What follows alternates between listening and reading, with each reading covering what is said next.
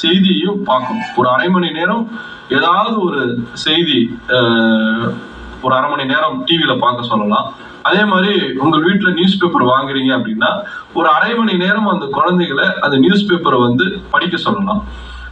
அந்த பயிற்சியை இப்பயில இருந்தே நீங்க கொடுத்துட்டு வந்தீங்கன்னா நிச்சயமா அந்த குழந்தை டிகிரி முடிச்சோடனே கண்டிப்பா எதிர்காலத்துல போட்டித் தேர்வுகள் மூலியமா ஒரு பெரிய அதிகாரியா ஐஏஎஸ் ஐபிஎஸ் அதிகாரியா வர்றதுக்கு வாய்ப்புகள் இருக்கு.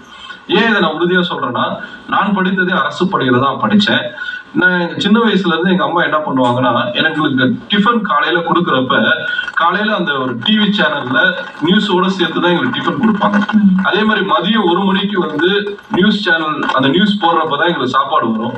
நைட்டு அதே மாதிரி 8 மணிக்கு ஒரு குறிப்பிட்ட டிவில நியூஸ் போடும்போது தான் எங்களுக்கு டின்னர் வரும். அப்ப 3 வேளையும் சாப்பிட்றப்ப நாங்க டிஃபால்ட்டா அந்த நியூஸ் பார்த்துக்கிட்டே சாப்பிடுற ஒரு பழக்கத்தை எங்க அம்மா ஏற்படுத்தினாங்க. இத்தனைக்கு எங்க அம்மா பெருசா படிக்கல, 9th ஸ்டாண்டர்ட் தான் படிச்சிருக்காங்க. ஆனா அந்த பழக்கத்தின் மூலமா எனக்கு என்ன ஆச்சுன்னா, இயல்பாகவே எனக்கு பொது அறிவு, இந்த கரண்ட் அஃபேர்ஸ் என்று சொல்லக்கூடிய செய்தித்தாள்கள் மூலமா எனக்கு தகவல்கள் தெரிந்து கொள்வதில் ஆர்வம் அதிகரிச்சது. இதனுடைய விளைவு என்ன ஆச்சுன்னா, நான் டிகிரி முடிச்சுட்டு ஐஏஎஸ் தேர்வுகளுக்கு எழுதும் போது எனக்கு ரொம்ப எளிமையா இருந்தது.